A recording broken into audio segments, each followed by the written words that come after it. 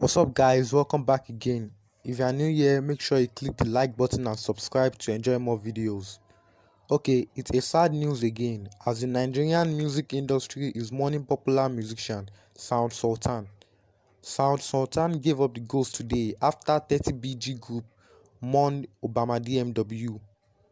Sultan, who is said to have been battling cancer, just passed on today, July 11, 2021.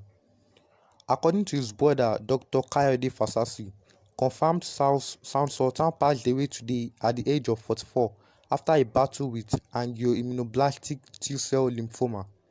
Sultan is survived by his wife and 3 children. May his gentle soul rest in perfect peace. Let's see his last moment on earth.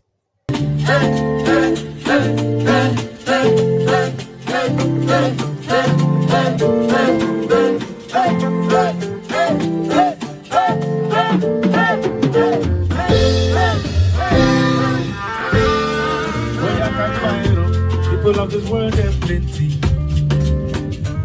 Sins of the people, million. Anytime plenty, multiply. Anytime plenty, multiply. The answer you get now, waiting to make for market. And then you get now, waiting to make with money.